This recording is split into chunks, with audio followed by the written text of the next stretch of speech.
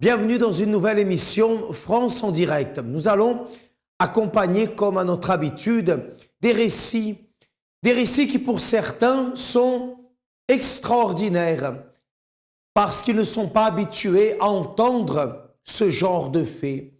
Mais pour vous qui croyez, pour vous qui avez la foi, alors ce que vous allez entendre ne va pas vous surprendre, ne va pas vous étonner outre mesure, mais va motiver votre foi, va vous motiver à lutter, à vous battre.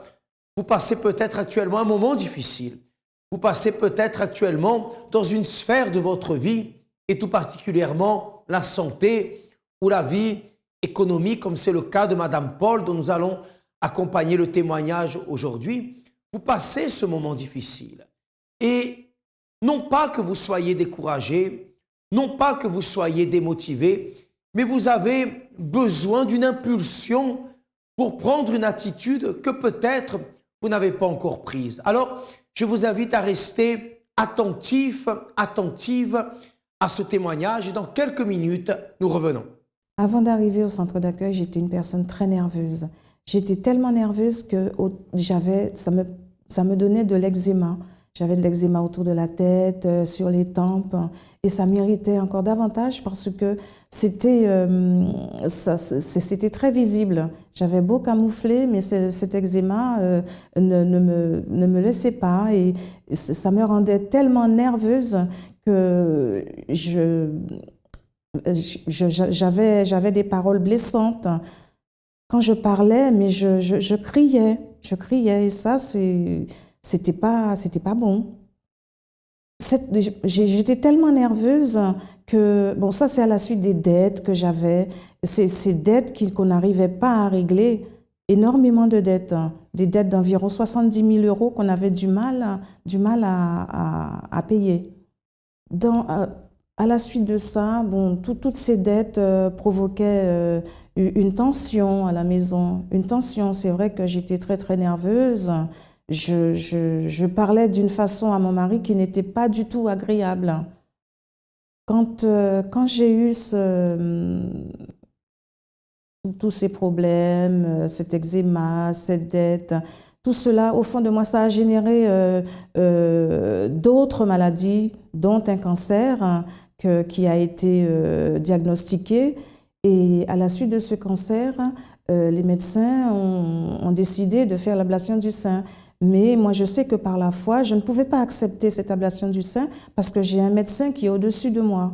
Et quand ils ont dit ça, j'ai dit non, vous n'allez pas me faire l'ablation du sein parce que je sais que je ne suis pas malade, je n'ai pas de cancer.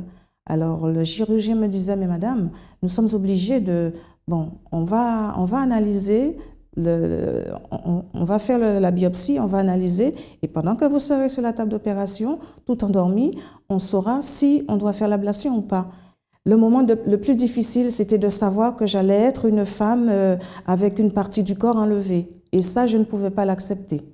C'est ainsi que Madame Paul a franchi les portes du centre d'accueil universel, il y a de cela quelques années. Malade, endettée, désespérée, sans aucune perspective humainement parlant. C'est ainsi qu'elle est arrivée, avec une vie chaotique, comme peut-être aujourd'hui se trouve votre vie, indépendamment de votre foi. Parfois, les personnes ont une foi. Souvent, nous rencontrons des personnes lors de nos sorties d'évangélisation et nous leur posons la question, est-ce que vous croyez en Dieu? Et elles disent oui. Alors, comment croire en un Dieu créateur des cieux et de la terre? Comment croire en un Dieu tout-puissant et vivre une vie totalement détruite?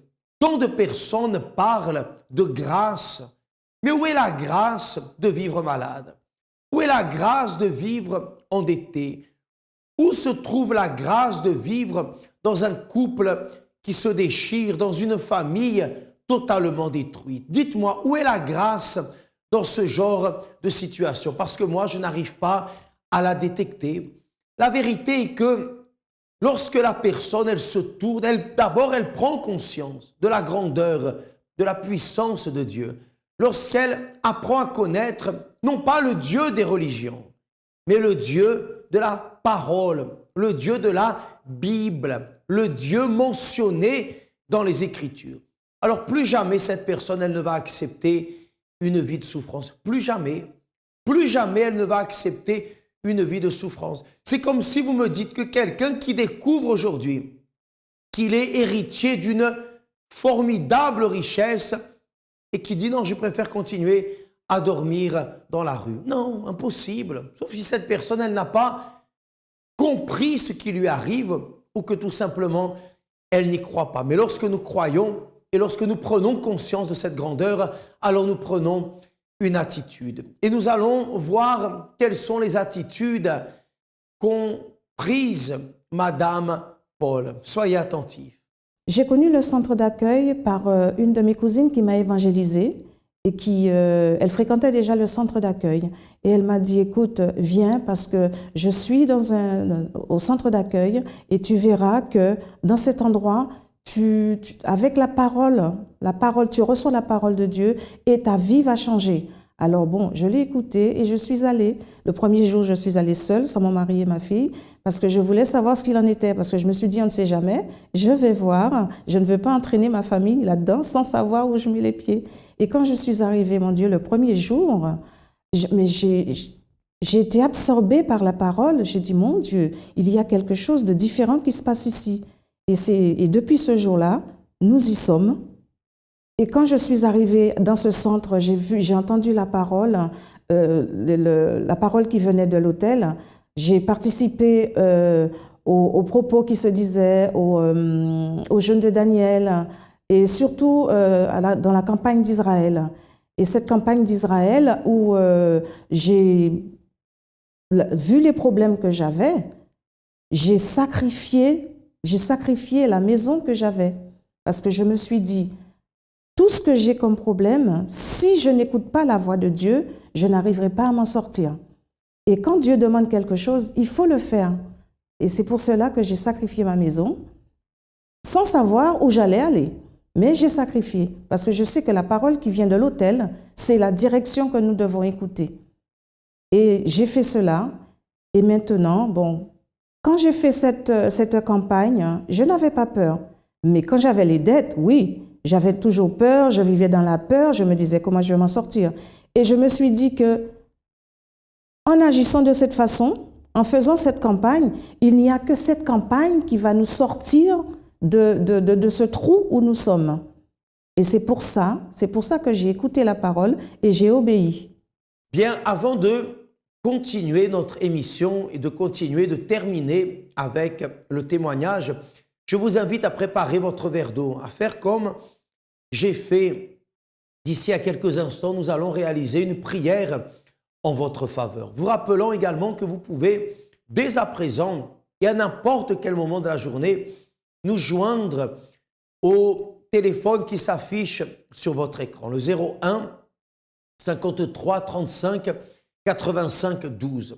Vous qui avez besoin de parler, vous qui avez besoin d'exposer une situation, un problème, vous avez besoin d'une direction, vous avez besoin d'une orientation, n'hésitez pas. Le 01 53 35 85 12 est à votre disposition. Bien, dès à présent, nous allons accompagner le récit de Madame Paul. Qui est Madame Paul aujourd'hui? Vous avez découvert qui elle était lorsqu'elle a franchi le seuil de la maison de Dieu, de la maison de prière, de la maison de foi pour la première fois de sa vie. Malade, endettée, désespérée, vous avez pu accompagner quelles ont été ses attitudes de foi, de détermination, de conviction.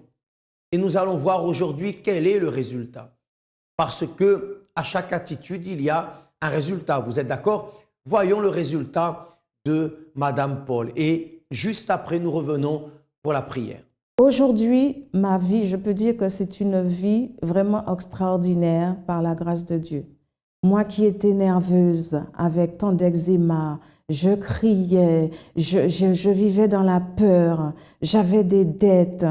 Tout cela s'est effacé, il n'y a plus rien. Je dis, mais même parfois quand il y a des difficultés, je dis, mais ça ne m'atteint même pas.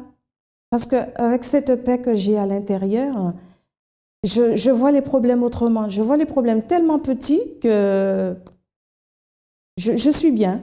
Je suis bien. J'ai encore plus de force. J'ai encore plus de force pour régler tous les problèmes, pour faire face à toutes les difficultés.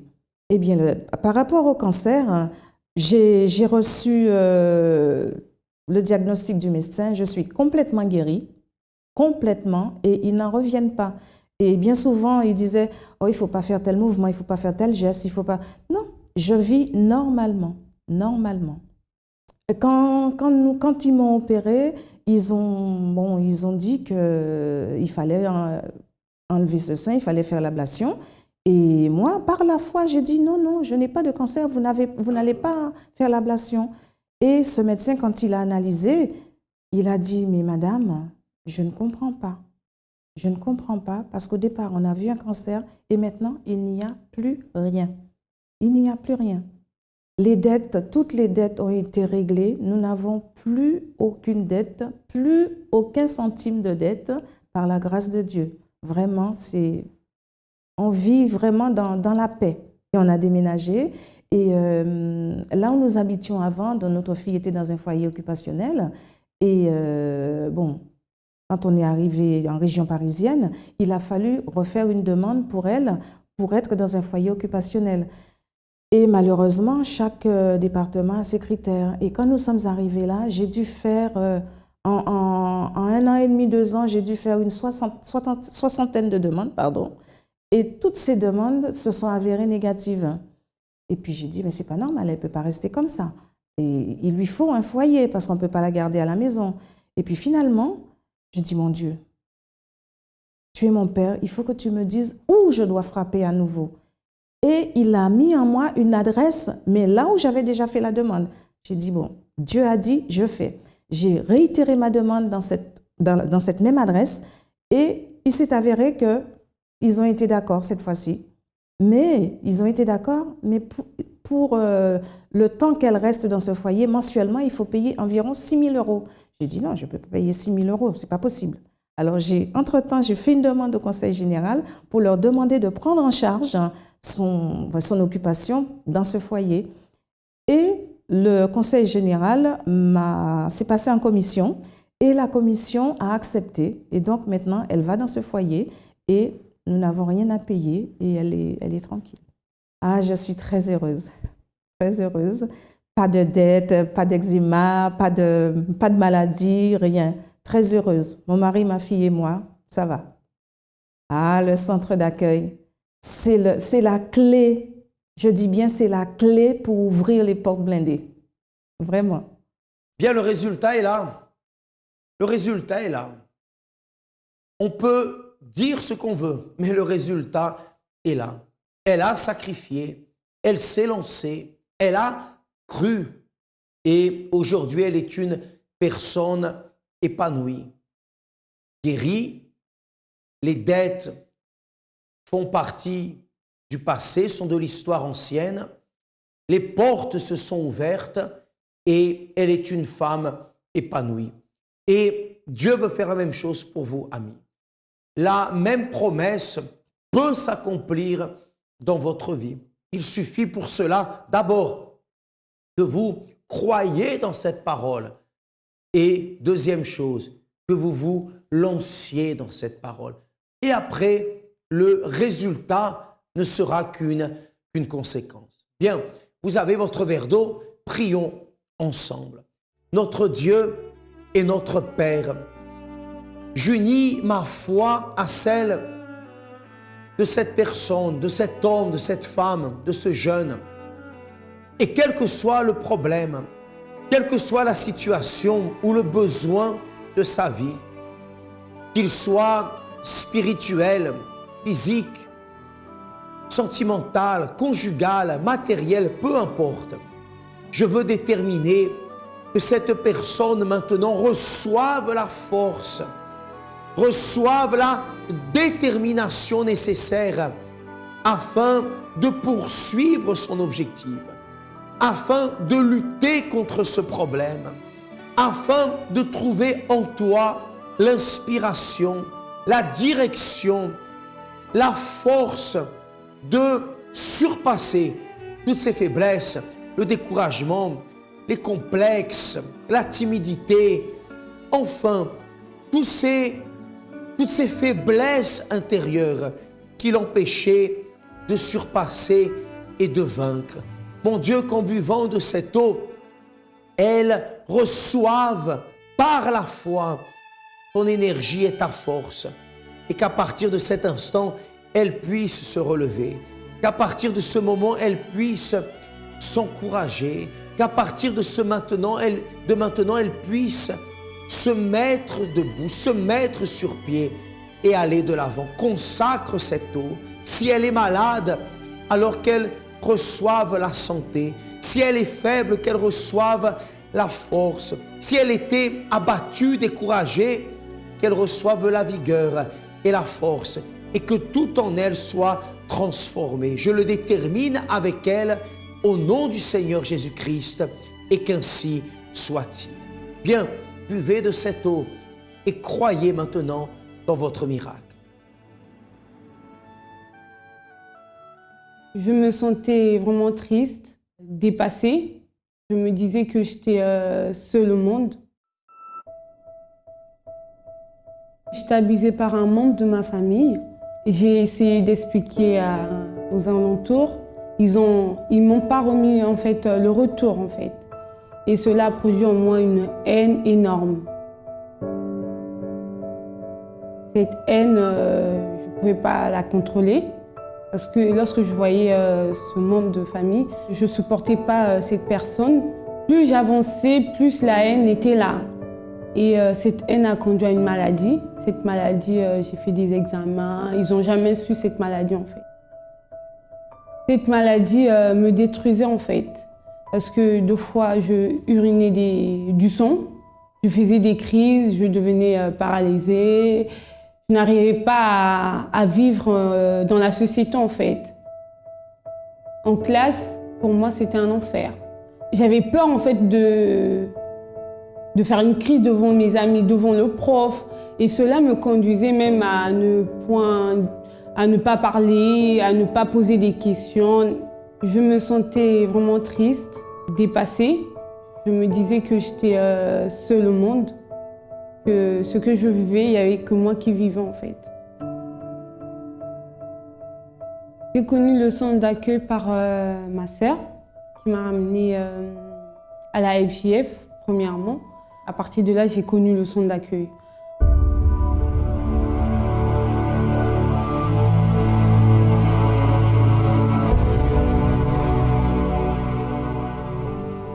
J'ai commencé à croire en fait que je pouvais être guérie de cette maladie. J'ai reçu ma guérison. J'ai vu que la campagne d'Israël, c'était une opportunité pour moi pour changer mon histoire. Et là, j'ai vu un changement après cette campagne.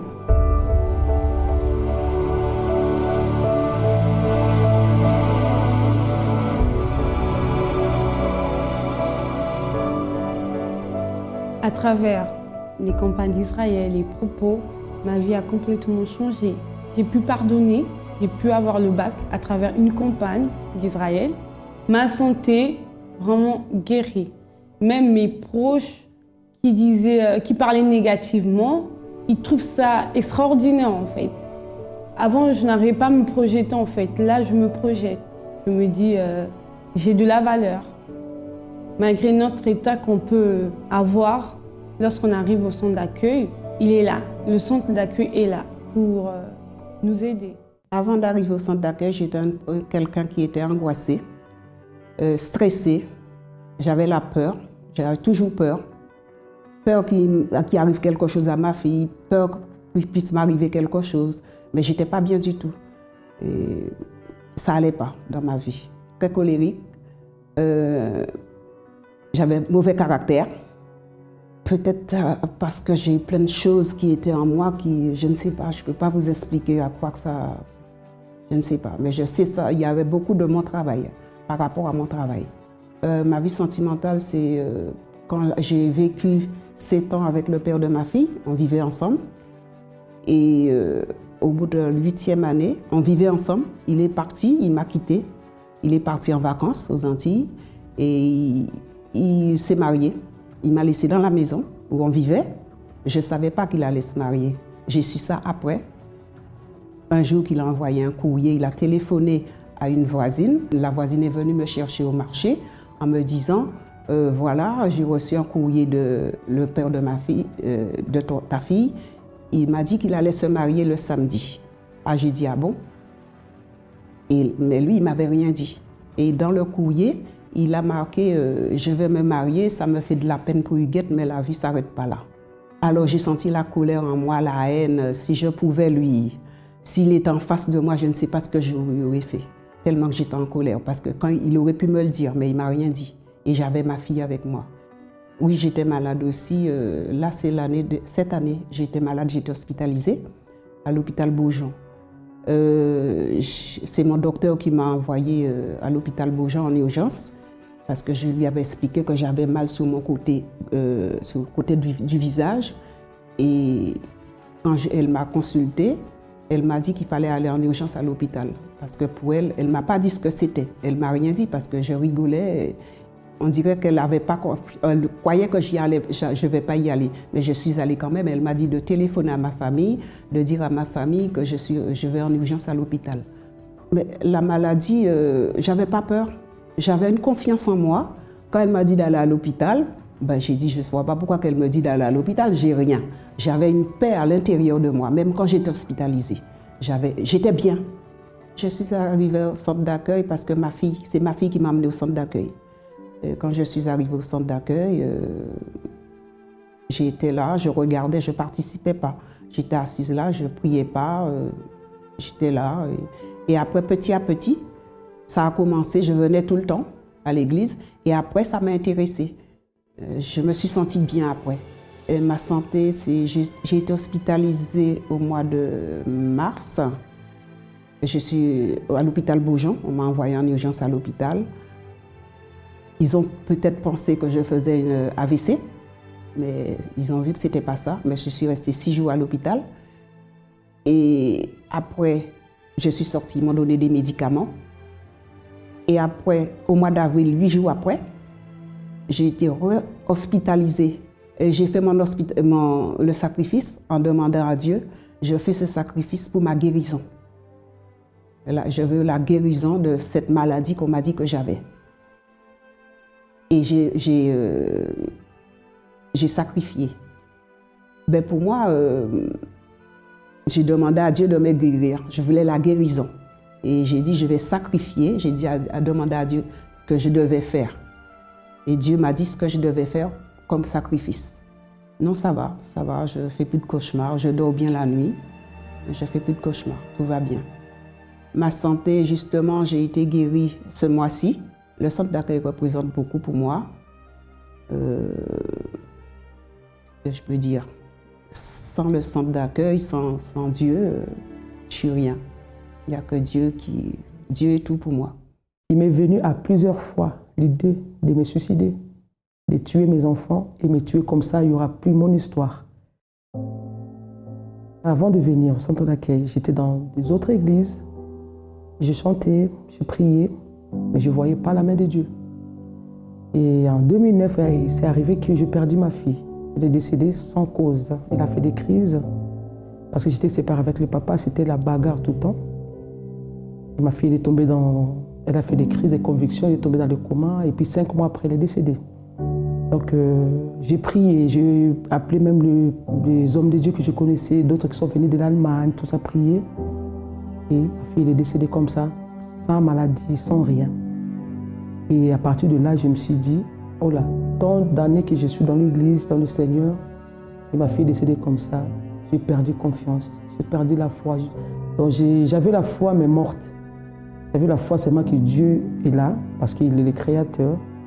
Mais en moi, j'ai dit, bon, Dieu est là, mais il ne fait rien. Voilà. J'avais des crédits, parce que j'avais mon travail, je travaillais. J'avais des crédits que je remboursais. Et quand j'ai quitté la maison, quand je suis séparée avec le papa, moi j'étais obligée de partir avec les enfants. Et j'ai perdu tout, mon travail, tout. Et les crédits revenaient impayés. Plus impayés, 1 mois, 2 mois, directement, c'est à la Banque de France. Et je ne pouvais pas parce que je suis partie dans le 59. Et je ne pouvais pas payer. Et là, tout a basculé. Sans carte bancaire, sans travail, affiché à la Banque de France, il n'y avait plus rien. Donc c'est là, ça a duré presque 10 ans. J'ai commencé à vivre avec la peur. Avec la peur, j'ai devenu trop négatif. J'ai perdu confiance en moi-même. J'étais toujours dans la peur qu'il m'arrive encore quelque chose, à mes enfants encore. J'ai tout perdu. J'ai perdu et j'avais perdu une partie de ma vie. J'étais une personne, je pleurais tout le temps, mais personne ne voyait. Il m'est venu à plusieurs fois l'idée de me suicider, de tuer mes enfants et me tuer comme ça, il n'y aura plus mon histoire. Et je ne voyais plus le goût de la vie. Mais malgré toutes ces idées-là qui me venaient à la tête, j'étais dans l'église. Pour moi, j'ai prié. Donc, j'avais personne pour me consoler, pour m'expliquer que c'était mal. J'étais dans un bulle, j'étais là et personne ne savait tout ça. C'était moi et que moi.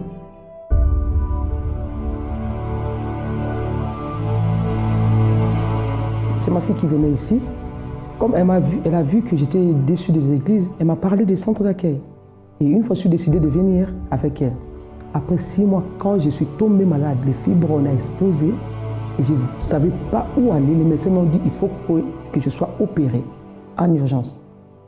J'ai dit non, je ne vais rien enlever sur moi. S'il y a un Dieu quelque part, je vais aller chercher. Et un matin, le dimanche, je venais avec ma fille. J'ai senti directement la paix parce que je marchais avec la peur. Et de là, tout ce que le pasteur disait, c'est comme s'il y avait quelque chose qui était endormi en moi, ça s'est réveillé. J'ai dit voilà, j'ai trouvé une place. J'ai dit je vais guérir, je vais changer, je vais faire ça. Tout ce qui sortait de la bouche des hommes de Dieu, je l'appliquais. Et au bout de 3 semaines, j'étais guérie de fibrome. Donc j'ai eu vraiment des résultats. Dieu a répondu. Là, vraiment, j'ai fait des sacrifices, j'ai fait des propos. C'était parce que j'étais affichée à la Banque de France. Donc normalement, ça devait prendre fin en 2017. J'ai demandé à Dieu, pendant les campagnes aussi, que mon nom soit effacé. Et ce que Dieu a fait, je suis allée voir à la Banque de France. Et j'étais surpris, on m'a dit que je n'ai jamais été affichée. Dieu agit, j'ai vu la main de Dieu. J'ai la joie de vivre, j'ai la paix, surtout parce que je n'avais pas la paix. Le courage de vivre et le courage d'affronter les problèmes parce que c'était la dernière chose que je faisais. Depuis que je suis venue au centre d'accueil, sans commenter, sans flatter, j'ai vu la main de Dieu. Moi qui croyais que Dieu ne bénit pas.